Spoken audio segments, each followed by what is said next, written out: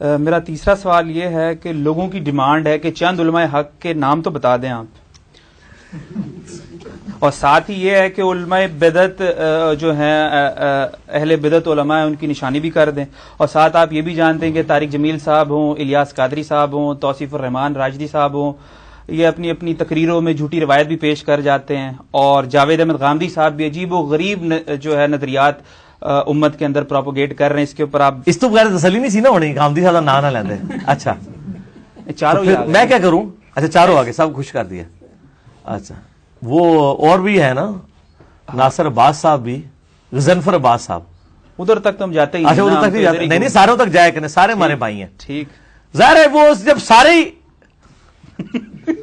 تو ہمارے بھائی ہیں نا، کیا کرے مالی تو برابر ہے سارے. جی جی ساری غلط روایتیں بیان کر رہے ہیں نا. تو پہلی بات یہ کہ یہ جو علماء حق کی لسٹ ہے، یہ لسٹ آپ میرے سے پہلے ان لوگوں سے بنوائے نا جا کے جن کے آپ لوگ نام لے رہے ہیں. وہ تو ہم جن کے پاس جائیں گے وہ تو اپنے ہی بارے میں کہیں گے، اپنے ہی بارے میں تو ذرا کہیں سا بتا گے. دیں. تو اس کا مطلب یہ ہے کہ اس کا پہلا تو جواب الزامی یہ ہے کہ بریلوی جو ہے نا ان کے لیے جواب یہ ہے کہ آپ کے علماء حق ہیں، پاویں کوڑ بھی مارن.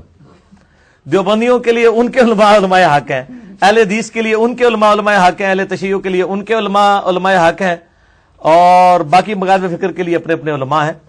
تو میں علماء حق کے آپ کو نام بتا دیتا ہوں.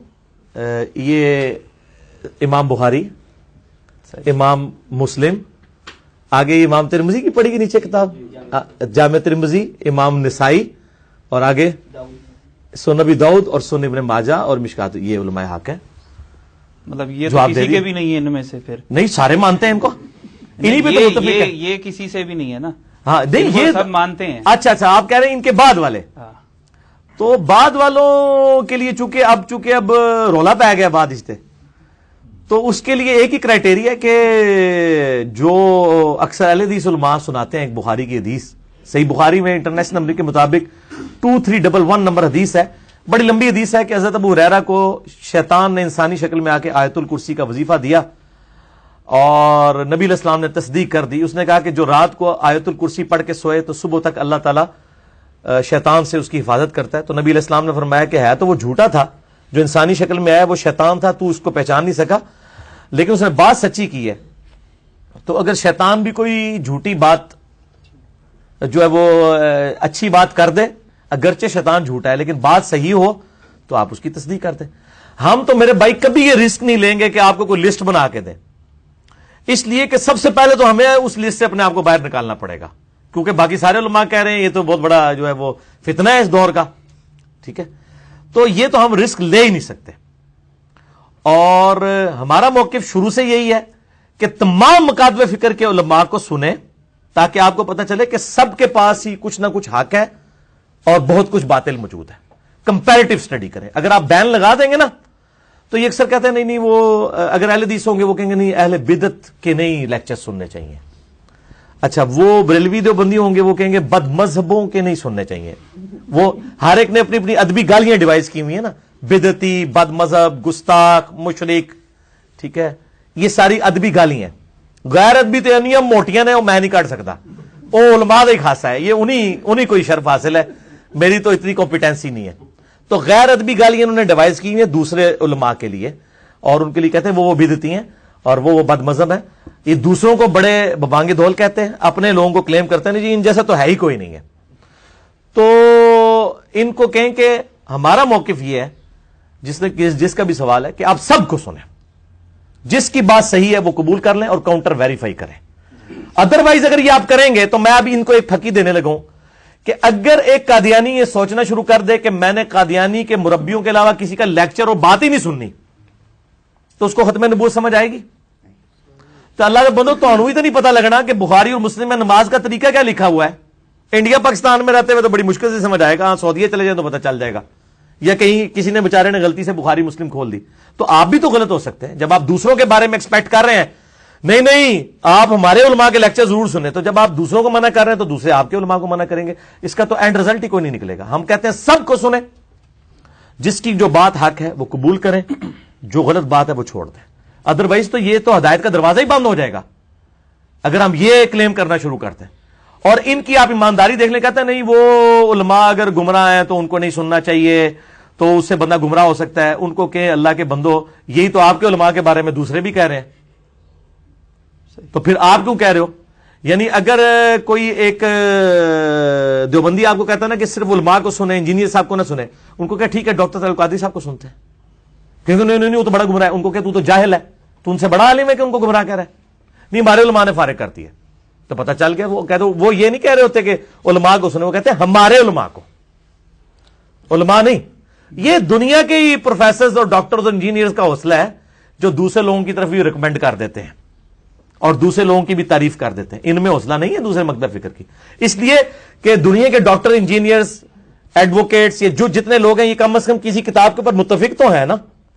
ہم لوگ صرف نام کی حد تک قرآن اور سنت کے اوپر متفق ہیں, جب پریکٹیکل عمل کرنے کی باری آتی ہے تو کوئی نہیں ماننے کے لیے تیار, نہ قرآن کی توحید ماننے کے لیے تیار ہے, نہ کتاب و سنت کے دلائل ماننے کے لیے تیار ہے. اس لیے میں کہتا ہوں دنیا کے پروفیسرز تو بہتر ہیں, کم از کم آپ ان کو اگر مشورہ دیں تو وہ آپ کی بات مان لیتے ہیں, آپ کی بے عزتی نہیں کرتے. یہ تو فوراً بے عزتی پہ اتراتے ہیں. تو یہ بالکل قدغن نہ لگائیں. اسی طریقے سے اگر آپ کو کوئی بریلوی کہتا ہے نا کہ جی صرف علماء کو سنیں, ان کو کہیں ٹھیک ہے طارق جمیل صاحب کو سنتے ہیں, کہتے ہیں نہ سننا. تو یہ اپنے اپنے فرقوں کے علماء کی بات. تو یہ بالکل اسلام میں کوئی ایسی بات نہیں ہے کہ آپ نے کس کو سننا ہے. نہیں, یہ بات ہے کہ شیطان بھی اگر صحیح بات کرے اس کی تصدیق کریں, فائنل اتھارٹی کتابوں کو مانیں. ٹھیک ہے, اسی بات کے اوپر میں آپ کو ایک بات بتاتا ہوں. یہ تو آپ کہتے ہیں نا کہ ہر ایک کو سنیں اور جو اچھی بات ہے وہ لے لیں. تو اتفاق سے ایک گروپ چلتا تھا, میں نے اس میں آپ کی ویڈیو شیئر کر دی. اچھا, تو انہوں نے کہا نہیں, جتنے بھی گروپ کے ممبرز تھے ان کو کہا نہیں بھائی ان کی نہیں سننی, یہ آپ کو گمراہ کر دیں گے. اچھا, میں نے بھی ان کی سنی ہے ویڈیو نا. تو میں نے پوچھا آپ پھر صحیح ہیں یا گمراہ ہو گئے؟ تو بلاک کر دیا انہوں نے مجھے. بلاک کر دیا. تو اس کا مطلب ہے کہ وہ گمراہ ہی رہے, صحیح ہونے کی کوشش نہیں ہونے کی. چلا ان کا بلاک کرنے کے بعد. ٹھیک ہے جی, آگے چلیں. سوال نمبر 16 یہ علی بھائی کہ سیکنڈ لاسٹ ہے, 17 آپ نے کہا. 17 ہی رکاتا ہوں, بتائیے نا رکاتا ہوں. دن رات 17 ہی نے پائی. جی نفل شامل نہیں کروں گا. ہاں نفل نہیں. آپ کا دعویٰ ہے کہ علماء جو ہیں قرآن و حدیث کے ترجمے پڑھنے سے روکتے ہیں. لیکن بالکل روکتے ہیں.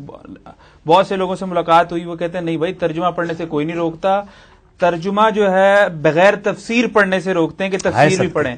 اور صحیح بخاری میں حدیث بھی ہے کہ آخری زمانے میں کچھ نوجوان ایسے پیدا ہوں گے جو قرآن پڑھیں گے بھی اور وہ ان کے حلق سے نہیں اترے گا, اور ایسے خوارج بھی بن گئے.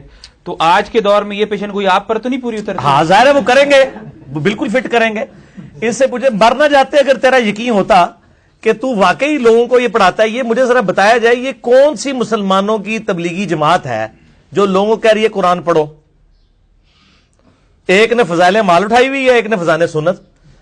چلو یہ اپنے لوگوں کو ہی قرآن تفسیر والے اٹھوا دیں, بغل میں تبلیغی جماعت والے جو ہیں وہ اشرف تھانوی صاحب کو اٹھوا دیں, اور بریلوی جو ہیں وہ احمد بریلوی صاحب کا خزائن العرفان اور کنز الایمان اٹھوا دیں. یہ ساری ان کی کتابیں باتیں ہیں. جیسے ٹی وی پہ آ کے بڑی پازیٹو باتیں کرتے ہیں نا, جمعے کے خطبوں میں پوڑ کے رکھ چڑھتے ہیں ایک دوسرے کو. ٹی وی میں کہتے ہیں نہیں ہم بھائی ہیں, سنی شیعہ بھائی بھائی. وہ غامدی صاحب نے ایک بڑی پیاری بات کی تھی, ان سے کسی نے پوچھا کہ یہ فرقہ واریت کا سلوشن کیا ہے, تو انہوں نے بڑی اچھی بات کی. انہوں نے کہا فرقہ واریت کا سلوشن یہ ہے کہ ہمارے علماء جو ٹی وی پہ میٹھی میٹھی باتیں کرتے ہیں نا, یہی جمعے کے خطبوں میں شروع کرتے ہیں. تو وہ غامدی صاحب کہتے نہیں ہونا کرنی کسی پلے کھینچنا رویو, ایک کام نہیں ہے وہ, کیونکہ ان کا تو وہ تفریق قائم رہے گی تو ان کی یہ یعنی چندوں والے معاملات چل رہے ہوں گے نا. یہ کوئی جناب نہیں کہتے ہیں اس طرح کہ بھی تفسیر سے, اگر یہ کہتے ہیں ایسے علماء کو ہم جناب سلوٹ پیش کرتے ہیں کہ اگر وہ لوگوں کو ترغیب دلا رہے ہیں کہ آپ بزرگ اسی طرح اطلاعاتے ہوں گے نا کہ آپ بزرگوں کی کتابیں چھوڑ دیں, علماء کی کتابیں چھوڑ دیں, آپ اللہ کی کتاب تفسیر کے ساتھ پڑھیں. اسی طرح اللہ کو جان دینی دے. نہیں ایسا نہیں ہے, ایسا نہیں ہوئے گا. ترجمہ تفسیر کے ساتھ پڑھیں. ہاں اس طرح. لیکن وہ یہ نہیں کہتے کہ کتابیں چھوڑ دیں, پہلے اللہ کی کتاب پڑھیں. نہیں وہ نہیں, وہ تو نہیں کہہ سکتے. اس کا مطلب آدھے تو چلے, آدھے تو ٹھیک ہو گئے ہیں. یہ تفسیر ان سے پوچھے کون سی تفسیر اپنے علماء کی کہیں, ظاہر ہے تو ٹھیک ہے ان کو کہیں کہ اپنے علماء کی پڑھیں, ترجمے بھی اپنے علماء کے پڑھیں. میں بھی تو یہی کہتا ہوں, میرا مسئلہ نمبر 170 ریکارڈڈ موجود ہے, قرآن کے ترجموں میں اختلاف کا دھوکہ. میں تو کہتا ہوں کوئی بریلوی ہے, احمد بریلوی صاحب کا ترجمہ پڑھ لے, دیوبندی ہے اشرف تھانوی کا پڑھ لے, اہل حدیث ہے جونا گھڑی صاحب کا پڑھ لے, شیعہ سید فرمان علی شاہ کا پڑھ لے, اور اگر کوئی بیچارہ سادہ مسلمان ہے مودودی صاحب کا پڑھ لے, فتح محمد جلندری کا پڑھ لے. جس کا مرضی پڑھیں آپ, تفسیر بھی جس کی مرضی پڑھیں, لیکن وہ تفسیر یہ نہیں ہونی چاہیے کہ بزرگ فرماتے ہیں, حضرات فرماتے ہیں, علماء کا خیال ہے, وہ صحیح الاسناد حدیث سے ہونی چاہیے. تو پڑھیں, سب کا پڑھیں, ہم اجازت دیتے ہیں. یہ نہیں کر رہے ہوتے نا, یہ اپنے فرقوں کی تفسیر کی طرف بلا رہے ہوتے ہیں, قرآن کی تفسیر کی طرف نہیں بلا رہے ہوتے. اور یہ ساتھ پتہ ہے کہ کہہ رہے ہوتے ہیں کہ آپ قرآن ڈائریکٹ نہ پڑھیں, کسی استاد سے پڑھیں ورنہ گمراہ ہو جائیں گے. ان سے پوچھیں آپ لوگوں نے درس نظامی کیا ہے, درس نظامی میں قرآن پورا ترجمے سے کور کیا ہے؟ کورسز میں موجود ہی نہیں ہے. ہوں شاید پا دیتا ہوں, میں نے میری تقریریں سن کے کہتے نہیں ہم کیپیبل بنا دیتے ہیں بندے کو کہ وہ خود پڑھ سکتا ہے. پوری زندگی نہ اس کو تو توفیق ہوتی ہے, الٹا وہ لوگوں کو بھی روکتا رہتا ہے. آپ کو تو کہتا ہے کہ ڈائریکٹ نہ پڑھو, تو پڑھا دینا یار, پڑھا نا, صحیح الاسناد حدیث سے پڑھا نا, بزرگ بابوں کی تفاسیر سے تو نہیں نا. تو اگر اس طرح کر رہے ہیں. باقی نوجوان لڑکوں والی جو آپ نے بات کی ہے, تو میرا مسئلہ 154 ہے, جو آیات کافروں کے بارے میں نازل ہوئی ہیں مسلمانوں پہ ان کو تھوپنا. میں نے یہ سارا پوسٹ مارٹم اس میں کیا ہے. یہ بخاری میں جو حدیثیں پیش کرتے ہیں نا کہ وہ جی آخری زمانے میں, اب وہ آخری زمانہ وہ پنجابی والا لے رہے ہوتے ہیں, آخر عربی میں بعد کے زمانے کے لیے لفظ استعمال ہوتا ہے. ایسے لوگ ظاہر ہوں گے جو قرآن کثرت سے پڑھیں گے, ان کے حلق سے نیچے نہیں اترے گا, وہ نوجوان ہوں گے اور وہ دین سے اس طرح نکل جائیں گے اور پکڑ کے انجینئر صاحب پہ لگا دیتے ہیں. ان سے پوچھیں آپ کے فرقوں کے نوجوان جو ہیں, یعنی دیوبندیوں کے نوجوان تو تبلیغی جماعت میں ہیں, ان کے اوپر آپ کیوں نہیں لگا رہے؟ ان کو تو قرآن کا ترجمہ بھی نہیں آتا. وہ شاید اس لیے نہیں لگاتے ہوں, کر کے آتا ہی نہیں, اسی لیے نہیں آتا نا کہ کہیں وہ فضیلت وہ کہیں وہ خوارج والی کو فٹ نہ ہو جائے, اس لیے وہ بڑا صحیح کام کر رہے ہیں. اور یہ دعوت اسلامی والے جو کچھ کر رہے ہیں ادھر یہ کہیں گے, اور جب آپ کے قرآن کو نہیں پڑھتے وہ کہتے ہیں جی قرآن کا ہی نچوڑ ہے جو فضائل مال میں نکال دیا ہے, ایک قرآن کا ہی نچوڑ ہے, یعنی قرآن اور حدیث کی تعلیمات کو نچوڑ دیا ہے انہوں نے. ٹھیک ہے جی, نعوذ باللہ من ذالک, جو فضائل سنت میں آ گیا ہوا ہے. ایک طرف یہ دفاع کریں گے, دوسری طرف یہ میرے بھائی خوارج کا پورا چیپٹر ہے بخاری میں, خود کھول کے پڑھیں, ان مولویوں کے دھوکوں سے بچیں. یہ خوارج مولا علی علیہ السلام کے زمانے میں ظاہر ہوئے, جنگ نہروان پہ ان کو قتل کروایا گیا. یہ لوگ صحابہ کرام علیہم رضوان کو کافر کہتے تھے, قرآن پاک کی آیات پڑھ کے صحابہ پہ فٹ کرتے تھے. اور ہم جو قرآن پاک کی آیات اور احادیث پڑھ کے صحابہ پہ نہیں فٹ کر رہے, ہم ان پہ فٹ کر رہے ہیں جنہوں نے کتاب و سنت کو اور صحابہ کرام کی تعلیمات کو بگاڑا ہے کہ دیکھیں یار کتاب و سنت یہ کہہ رہا ہے. ہم کہاں سے وہ نوجوان لڑکے ہو گئے؟ اور پھر وہ نوجوان لڑکے تو قرآن پڑھتے تھے, ہم تو قرآن کا ترجمہ HD کیمرے میں احمد بریلوی صاحب کا ہی دکھا کے بریلویوں کو دکھا رہے ہوتے ہیں. وہ تو احمد بریلوی صاحب آپ کو دکھا رہے ہوتے ہیں, نوجوان لڑکا تو نہیں دکھا رہا ہوتا. میرا تو تب ہوگا جب میں خود اپنا ترجمہ کروں. جب میں آپ کو احمد بریلوی صاحب کا ترجمہ دکھا دیتا ہوں تو احمد بریلوی صاحب نوجوان لڑکے ہیں کیا؟ یا ان کو ترجمہ میں نے گن پوائنٹ پہ کروایا کہ وہ یہ ترجمہ کریں؟ علم غیب کے اوپر میں نے آیات قرآن سے کوٹ کی ہیں. تو ہم تو ڈاکی ہیں, ہم تو علماء کے ترجمے دکھا رہے ہیں, ہم نے خود تو کبھی دکھائے نہیں ہے. کہتے ہیں علماء سے پوچھ کے چلیں, تو ہم علماء سے پوچھ کے چلیں. قرآن کو سمجھنے کے لیے 18 علوم, جی 18 علوم جو چاہیے ہوتے ہیں وہ احمد بریلوی صاحب کو تو آتے تھے نا, شریف تھانوی صاحب کو تو آتے تھے نا. تو ہم ویل انوینٹ نہیں کر رہے نا. جن کے پاس آلریڈی 18 علوم تھے ان کا ترجمہ کر کے آپ کو اردو زبان میں دکھا دیا. اردو سے تو عنوان دی, اردو سے 18 علوم چاہیے نا, انہوں نے کوئی بدلو ہوں کیا کرو, اردو سے 18 علوم چاہیے نا. یہ پرانا ہو گیا جی, انجینئر صاحب نے تو یہ ساری ڈاکٹرائن فیل کر دیتی ہے. تو وہ ساری خوارج کے بارے میں حضرت علی علیہ السلام کے زمانے میں ظاہر ہوئے, وہ ان لوگوں کے بارے میں نہیں ہے جو بیچارے کتاب و سنت کی تعلیمات دے رہے ہیں. ورنہ صحابہ کرام تو خود نوجوان تھے. نبی علیہ السلام کی وفات کے وقت حضرت عبداللہ ابن عباس کی عمر 13 سال تھی. عبداللہ بن عمر رضی اللہ تعالیٰ عنہ کی عمر 18 سال تھی. حضرت ابو ہریرہ کی عمر 22 سال تھی. اما عائشہ کی عمر 18 سال تھی نبی علیہ السلام کی وفات کے وقت. معاذ ابن جبل جب فوت ہوئے ان کی عمر 30 سال تھی. میری ابھی 41ویں میں داخل ہو چکا ہوں, فوت ہو گئے 30 سال میں. اور رومن امپائر جرموک میں گرا کے وہاں پہ پھر حضرت ابو عبیدہ کے بعد گورنر بھی رہے اور تعاون کے مرض میں شہید ہو گئے, اور اس وقت 30 سال عمر تھی. تو نبی علیہ السلام سے زمانے کتنی عمر ہوئے گی؟ 22-23 سال. سرکار یہ سارے نوجوان ہی تھے نا.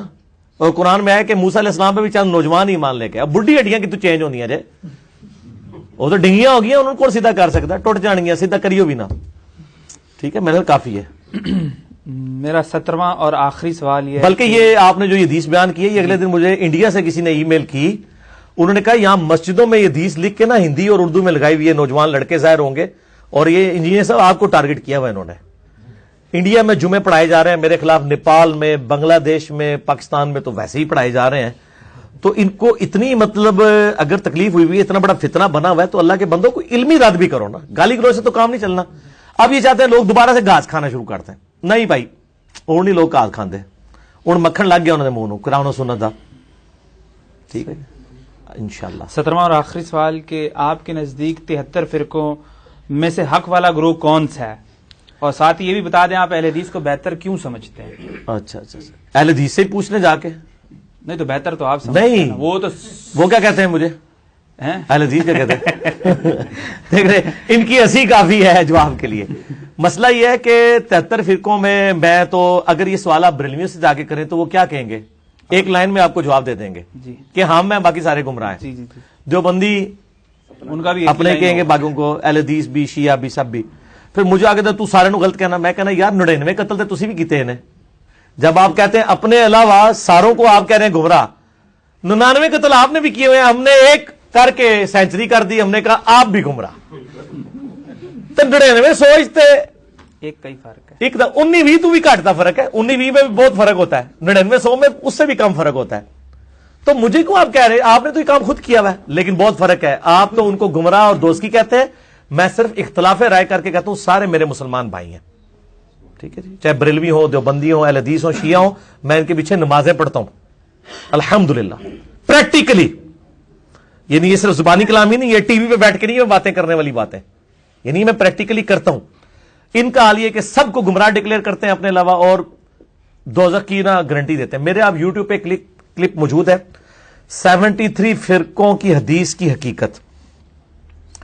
یہ آپ لکھیں نا، 2-3 کلپ میرے کھلیں گے جس میں نے بتایا کہ اس سے مراد کیا ہے. ایک گروہ، چاہے وہ کسی مکتبہ فکر سے بھی تعلق رکھنے والا کوئی بندہ ہے، وہ اس گروہ کا حصہ ہے جو کتاب و سنت کے دلائل کو حتمی مانتا ہے. اس سے مراد کوئی ایک جھنڈا نہیں کسی نے اٹھایا ہوا. اور باقی ڈیٹیلز میں نے اس میں بتائی ہے، آج ڈیٹیل میں جاؤں گا. باقی رہا اہل حدیث کا مسئلہ. اہل حدیث کو میں نے ایز اے مکتبہ فکر کبھی نہیں کہا کہ اہل حدیث مکتبہ فکر جو ہے میں اس کو ٹاپ پہ مانتا ہوں. میں اہل حدیث کے منہج کی بات کرتا ہوں جس پہ اہل حدیث خود بھی عمل کریں تو، یعنی کتاب و سنت اور اجماع امت، اور جہاں پر ضرورت پڑے اجتہاد. یہ نہیں ہے کہ جب رفع الیدین کی حدیثیں بخاری مسلم میں آئے وہ تو میں نے مان لینی ہے، اور آل امیہ کی بدماشیوں کے اوپر جو بخاری و مسلم میں حدیثیں آئی ہیں ان کو ننگا کرنے کے لیے وہ جب بیان کرے تھے ایک گلا کرنی نہیں چاہیے یہ کہنا شروع کرتے ہیں. یہ تو پھر ادھے تتر ادھے بٹیر والے اہل حدیث ہوئے نا. پھر صحیح آل الحدیث بنو نا، صرف رفع الیدین والے اہل حدیث نہ بنو. ٹھیک ہے، تو باقی وہ آپ 73 فرقوں والا دیکھ لیں تو انشاءاللہ تعالیٰ آپ کو کلیئر ہو جائے گا. میرا خیال ہے ابھی 2 گھنٹے ہونے والے ہیں آلموسٹ، تو تھوڑا سا وقفہ کر لیتے ہیں. اور ابھی تو 4-5 گھنٹے اور نشست چلنی ہے، لیکن جن لوگ دوسرے شہروں سے آئے میں ان سے ملاقات بھی کر لوں اور تھوڑی گپ شپ کر لیں. پھر وقفے کے بعد انشاءاللہ تعالیٰ اس کو آگے لے کے چلتے ہیں. اللہ تعالیٰ سے دعا ہے جو حق بات میں نے کہی اللہ تعالیٰ ہمارے دلوں میں راسخ فرمائے. اگر جذبات میں میرے منہ سے کوئی غلط بات نکل گئی اللہ تعالیٰ ہمارے دلوں سے معاف کر دے. ہمیں کتاب و سنت کی تعلیمات پر عمل کر کے دوسرے بھائیوں تک پہنچانے کی توفیق عطا فرمائے.